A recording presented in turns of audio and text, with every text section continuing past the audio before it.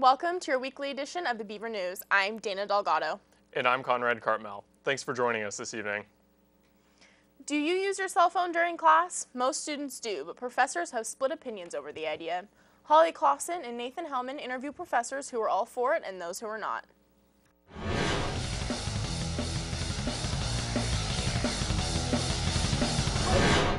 Whether you're hanging out in the MU, sitting in class, or just walking between locations, it seems that everywhere you go you can find electronic devices. Cell phones, laptops, and tablets can be used for any number of purposes, from connecting with family, connecting to social media, or even recording quick videos. Good evening, and welcome to Need to Know, where the Beaver News digs deeper into the issues that affect you. I'm Holly Clausen. And I'm Nathan Hellman. Like most OSU students, we've noticed that on OSU there are a variety of policies regarding the use of technology. In some classes, professors allow it, while in others, they don't. We met up with New Media Communications Professor Finn John to see what he thought on this idea. Well, as a new media teacher, I sort of have to walk the walk to a certain extent. And if I'm telling people that I don't trust them to have, to have control of their electronics and their distractions, then that's sending a certain message that A, I don't really believe in new media, and B, that I don't really believe in them. The cool thing about teaching in college is that you're dealing with grown-ups. You're dealing with people who are, as soon as class is over, they're equal citizens. And it's hard to tell an equal citizen, I don't trust you to control your compulsory Facebooking, While Professor John may allow the use of electronics in class, not all professors feel the same way. We met up with Elizabeth Hellman, theater arts professor at OSU, to get her side of things. Take a look. You always have a choice to be present or not to be present. And if you're looking at a little screen and concerning yourself with what's going on in, Facebook or Snapchat or Instagram or anything else, you're not being present in class and you're not being actively engaged in your own education. I find that's doing a disservice to everybody that's in the classroom. But what are arguably the most important voices on campus are those of students. To get their perspective, we spoke with Media Student Services Technician Shelby Smith. Since I am a student technician here at OSU on campus, I think that technology should be used in the classrooms because it can be very useful for both the student and the professor in many different ways. Professors should not have the right to tell us whether or not we can use technology in the class because we are the ones who are paying to be here and paying the professors, and we should have the right to decide whether or not we should use our technology in the class or whether or not it's distracting to us. While the integration of technology into college classrooms is seen as beneficial by some, we learn that there are many others who consider it disruptive. I'm Nathan Hellman. And I'm Holly Clausen, and this has been What You Need to Know. Last September, after Sandra Woods was named the new dean of the College of Engineering, it was decided that the former head of the School of Electrical Engineering and Computer Science, Terry Fies, would not have her contract renewed. When the decision was met with near unanimous disapproval and disbelief from the EECS faculty, as well as local industry representatives, it was announced that Fies would be able to continue working in her current position through the end of the year. All that changed Wednesday when it was announced that both Woods and Fies would be stepping down this Friday. Oregon State University Provost Saba Randawa and College of Engineering Dean Scott Ashford spoke about the decision and the plans to move forward. They assured that a lot of thought was put into the move and that they felt it was necessary to repair what Randawa described as a dysfunctional leadership. As was the case last fall, the decision has been met with a number of vocal opponents in the school of EECS. One professor said they were shocked by the announcement, another saying that the decision was damaging a lot of people. Despite the backlash, the plan put forth by the provost and dean will move forward, as will the search for new individuals to fill their positions. Although many people may not see this story as of great consequence, it is. As by far the state of Oregon's largest engineering school, the Oregon State University is responsible for producing the next generation of workers for a huge portion of the Oregon economy. This kind of responsibility can't and shouldn't be taken lightly. As a student in EECS, I can say that I have not spoken with a single professor who has spoken positively about these events, and given students and industry response, it seems that everyone is a combination of confused and upset. The administration of OSU hasn't felt the need to go into much detail on why Fies was fired, and isn't elaborating on the firing of Woods either. We may never know exactly what has caused this chain of events, but if the shakeup has occurred for anything other than the most ironclad of reasons, the administration of Oregon State University could be doing a great disservice, not just to its students, staff, and the industries that it feeds, but to the people of the entire state of Oregon. We'll be right back after a quick break. President's Day has gone from celebrating George Washington's birthday to just a day off of school. Hear more about the topic after a quick break. This past Monday, Corvallis businesses paid remembrance to our past presidents. President's Day, which falls on the third Monday of February, is a holiday with a long history. Originally established in the late 1800s, the day was used to celebrate our first president, George Washington's birthday. It wasn't until the 1970s that the name changed to President's Day, and it became a day to celebrate all of our past presidents. In a recent interview with the Vice President of University Relations and Marketing, Steve Clark, he discussed why President's Day isn't celebrated in the university system. He says that although he suspects some students and probably some staff would like those days off, this is one of the holidays the university doesn't legally recognize, but it is a day that could be up for discussion. As of now, all public schools K-12 do recognize this holiday and take the weeks beforehand to teach students about the history and accomplishments of our presidents past. Time will only tell whether universities will eventually get this day off as well. Lynn Benton's remotely operated vehicle club is among the top in the country despite being a 2-year school with a very limited budget. They will soon head to Michigan, where schools like Purdue and Ohio State will be competing. An LBCC club is making use of old and self-made materials to propel them into a worldwide competition that involves exploring the deep ocean floor. The ROV Club, the Remotely Operated Vehicle Club, is a team of students from about 10 different departments on campus. We have English majors, physics majors, and the goal is to make underwater remotely operated vehicles to enter an annual competition that takes place somewhere different every year. It's an international competition with about 600 schools from around the world competing. With this year's competition in Alpena, Michigan, one member looks forward to traveling outside the area to compete. It's always nice to travel for a competition. Mostly I'm excited to meet the new people from all the new teams, so that'll be really neat to get to meet them, talk to them, know them a bit. Outreach officer Amos Parmenter has been on the team for 2 years and has found a disadvantage that other clubs don't have to face. A lot of it has to do with last year's team is really young as far as being a new team. That's one of the disadvantages to a 2-year college. We get a lot of turnover as far as team members. Having placed among the top 10% for 7 years now, most of the members aren't too concerned about winning and are just eager to learn more. We just hope to make this an educational experience, so no matter what happens, everyone on the team wins. With a growing membership and an edge to compete, the ROV Club looks to continue its success for years to come. This is Theo Hendrickson with the Beaver News. We'll be right back after a short break with updates on the weather. Stay with us. So you can't. Welcome back. Well, the weather has taken a turn this week and there's not much chance of staying out of the rain. Aubrey Valentine is here to let you know what to expect this coming weekend.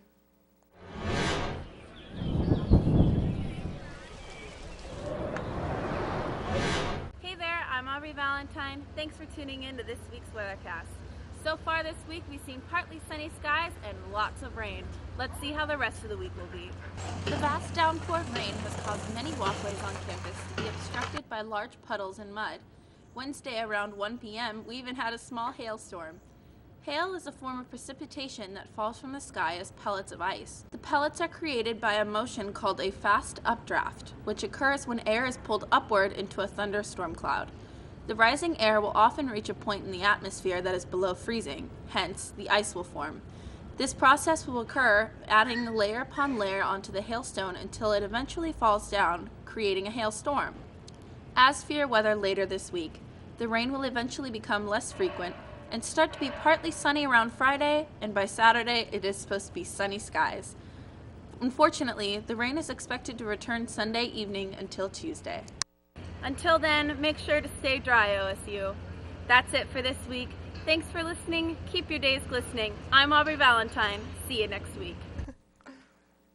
Wow, there's really been a lot of rain lately. I know, I'm not a huge fan of it. I don't know what to think. Well, you know, I'm okay with the rain, but when there's like as much of it for as long as we've had it this little while, it just gets kind of grating. It gets a little brutal. I'm tired of walking to class and my jeans being soaked by the time I get there. For sure.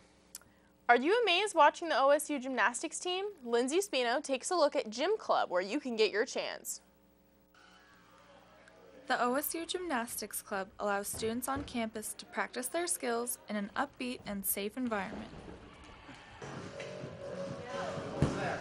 A lot of people are ex-gymnasts, but especially the officers, but anybody can come and just learn new stuff. The Gymnastics Club holds practices in Langton Hall 3 days a week and for 2 hours long each practice. So our club consists of members who have a lot of experience starting when they're really small. We have level 10s on our team, all the way to people who've never done gymnastics before. They just want to come in and check it out.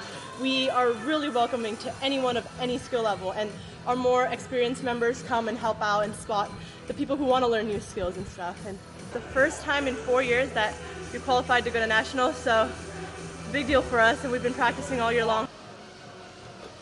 The amount of practicing allows members to focus on individual improvements in the different areas of gymnastics. A kind of safe area to learn skills. So my level is, a lot of it for me has been strength building and just becoming more athletic and getting up into the larger skills. I actually haven't really started tumbling per se until I started taking the course this last term. So I'm more of a basic level, but I didn't start until I came here to college. So I would say that my skills have greatly improved over my time here, though. This has been Lindsay Spino with Beaver News. Nearly everyone at Oregon State University has dined at a UHDS restaurant at some point. Not very many people know much about the staff that operate these establishments. We have Ashley Van Pelt with a story on one of Oregon State's chefs and how he's bridging the gap between Corvallis and the bright lights of Hollywood. Chef, coordinator, celebrity, a few words to describe Jay Perry to his customers at OSU. My role here at UHDS is to oversee all the food operations for all the concepts. We partner with other managers as to the logistics of the restaurants, but culinary is my strong background, so they want me to kind of develop recipes, the training of the chefs, the cooks, as far as in this dining room. Not only is Jay a chef at OSU, he also coordinates events out in LA. Sister, she's in the entertainment industry. She's a producer and a songwriter, and she's a performer, and she's also in some ways a philanthropist, and she helps a lot of charities. So whenever she gets asked to host a charity event, she calls me up and she asks me to come down. So I fly down a lot, and I travel to Los Angeles for these events, and I coordinate a lot of the menus for these events. And so while I'm down there, I really like to kind of represent Oregon State, because sometimes they're all asking where I come from, and I say, well, I'm a chef at Oregon State. And so I get to talk about the school and what I do up here. So I try, and as I meet all these people, it's just really fun to kind of bring the school and tie that in. And so I've been on numerous places, shows, and met some great people, and I continue to fly down there, and I have to fly down at March as well to do another big event. And so. Are you guys okay here? You're good? This has been Ashley Van Pelt with your Beaver News. If you want to hear more of Jay Perry's story, check out KBVR on YouTube to see his extended interview. Stay tuned after the break, when we'll bring you information about Oregon State athletics. Campuses Take Charge is dedicated to making OSU one of the most energy-efficient campuses in the nation, and we need your help. I take charge. I take charge. I take charge. I'm a fourth-year engineering student. I'm a senior instructor of geosciences at OSU. I'm the OSU Sustainability Coordinator. And I take charge by eating vegan. I take charge by raising my own chickens for eggs. I take charge by meeting 100% of my home's needs with photovoltaic panels. I'm the Student Diversity Budgeting Co-Chair, and I take charge by buying in bulk. How do you take charge? Visit energizecorvallis.org and pick 3 energy-saving actions to try for 1 month. At the end of the month, give us feedback about your actions, and we'll send you a coupon card for local Corvallis businesses. Take charge. Tuesday night, I went out to the Benton County Fairgrounds to see how a group of OSU students spends their chilly winter nights. On Tuesday night, hooves were pounding and dust was flying as the equestrian drill team practiced for their upcoming competition. Once a week, they practice their routine for 2.5 hours to get themselves and their horses ready. With only 8 members, they are the smallest of the equestrian clubs, but they are some of the most entertaining. I think right now we're just focusing on getting our speed and getting our timing and all working together because it's like a team aspect. Not one of us is right, not one of us is wrong. It's trying to work together and helping if someone's having an issue, making sure that we can get them up with us and stuff like that. The team is a group of horses and riders performing choreographed maneuvers to music. Teams typically perform at rodeos, horse fairs, parades, and drill team competitions. At competitions, a drill team is judged on ability, spacing, alignment, timing, coordination, originality, difficulty, speed, horsemanship, music, and crowd appeal. Oh, it's just so much fun because, you know, you just go out there and you run. It's pretty fast. It's like high speed. And it's really thrilling. I like it. What keeps me coming back is just people to ride with. I love to ride my horse, but it's always more fun to do stuff with other people.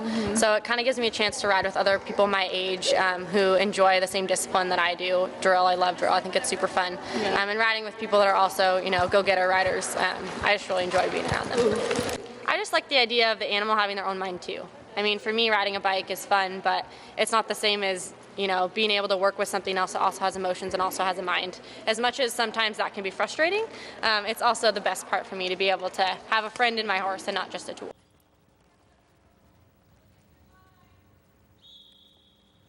If you walk around the Oregon State campus, you'll quickly notice a diversity of fashions being sported by students. But what are the really popular trends at OSU right now? We've got Julia Cameron and Stephanie Paul here for our weekly fashion segment.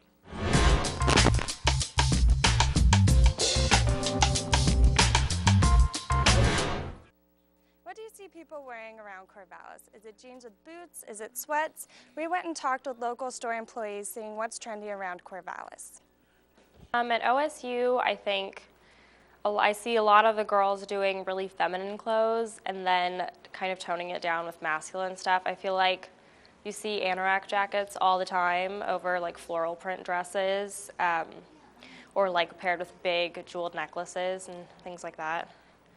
Right now people are really excited for the spring shoes, especially after the rain and the snow. So people are looking for bright spring colors, especially pastels. We get a lot of requests for that. And then a lot of, I would say, like textured shoes are really big right now. Something that has a really big chunky heel or is perforated or is crocheted or something like that. And the biggest trend that we saw was black and white for spring, and then also, believe it or not, a little bit of sequins, which for Corvallis is a little bit flashy, so we stick mainly with the black and white. Yeah, for spring, I actually really like the black and white. I think it's classic, and I think something like that, you can have a shell that's black and white and then be able to carry it into fall with like a little blazer or something. Corvallis isn't too trendy, so for us, we try to keep things that are still fun and still going along with trends, but nothing that's over the top. So I don't know if anything that we currently have would really follow too much of a trend. I guess the collars on clothing I tend to like a lot that have like a little bit of embellishment. That's kind of nice to have. We found that the fashion on OSU campus is a lot more casual than the fashion found in the boutiques in downtown Corvallis. It'll be interesting to see what spring fashions will appear this upcoming season. This has been Stephanie Paul and Julia Cameron for Trending at OSU. So what trends do you notice at OSU? I mean, honestly, I really notice a lot of girls in their yoga pants and Nikes, boots, flannels, infinity scarves, all those sorts of things. The one big thing that I notice is that when you go from OSU campus to like a bigger city like Portland or even just downtown Corvallis, like the fashion changes a lot. Yeah, it's true. I mean, OSU is definitely a very casual atmosphere. We're all walking to class, sitting in class all day. The weather isn't always the best. So, yeah, I definitely say it's a lot more casual compared to the rest of the town. OSU students definitely dress for practicality, that's for sure. Yep. We'll be right back after a quick break.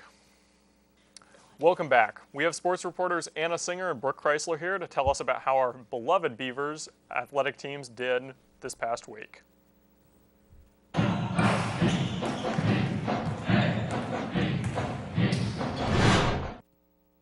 Good evening and welcome to your Thursday night sports segment. I'm Anna Singer. And I'm Brooke Chrysler. The women's basketball team took victory to a 70-54 win over UCLA Friday night in Gill Coliseum. The team assisted on 20 of its 25 made field goals, and Ruth Hablin made her second straight double-double with 10 rebounds and 18 points. The Beavers also pulled down 41 rebounds to UCLA's 28 and have not been out-rebounded in the last 11 games.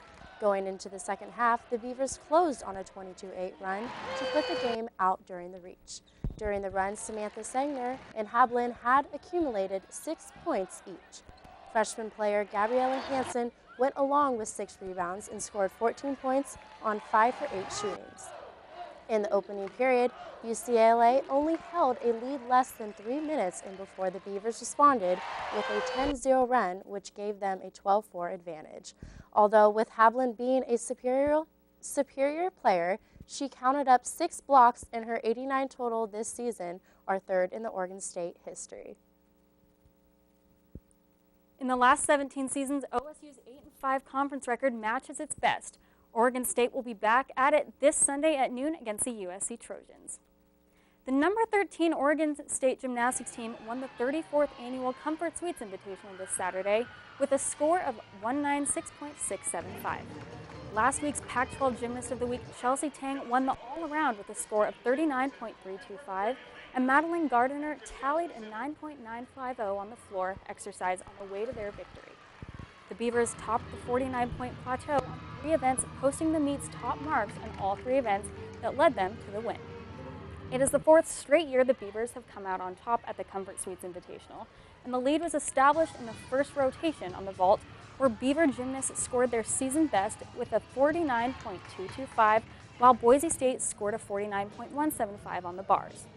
Both Kelsey Blaylock and Brittany Harris scored the highest on vault for the 2nd straight week. The Beavers team gathered momentum with the Final 4 gymnasts Caitlin Ulrich, Katiana McMillan, Madeline Gardiner, and Chelsea Tang receiving high scores to take a strong lead over Boise State going into the final rotation. Oregon State's floor team scored an impressive 49.400 just 2 weeks after posting a 49.475 on the event, a score the Beavers hadn't hit since 2010. Oregon State travels for the first time in more than a month when the Beavers face Utah and Salt Lake City this Saturday on the Pac-12 networks. The Oregon State baseball team is already off to a fantastic 4-0 start to the season. They spent this past weekend in Tempe, Arizona, where they successfully took on Gonzaga, Nebraska, and Pacific, and have already left this morning to go back to Arizona, where they'll play Nebraska again, Michigan State, Indiana, and Washington. And as some of you may have heard, senior left-handed pitcher Ben Wetzler is suspended until further notice from the team. Wetzler was drafted last season by the Philadelphia Phillies, and after deciding to forego the offer and come back for his senior year at OSU, he was turned in by the Phillies for using an agent during negotiations with the team. According to an article with Sports Illustrated, the NCAA prohibits any athlete from using agents to negotiate with pro teams. In Wetzler's absence, senior Scott Schultz has stepped up to the lead and team. He has switched between multiple roles of a long reliever, middle reliever, closer, and starter, but regardless where he is put, he is a key player that the team can lean on. If you want live updates of the game this weekend, follow Beaver Baseball on Twitter. Well, that's all the sports updates we have for you tonight. I'm Brooke Chrysler. And I'm Anna Singer. We'll see you next week. Well, that's all we have for tonight for the Beaver News. I'm Conrad Cartmell. And I'm Dana Delgado. For more of your Beaver News, watch us on YouTube, like us on Facebook, and follow us on Twitter at Beaver News. Have a good evening, and we'll see you next week.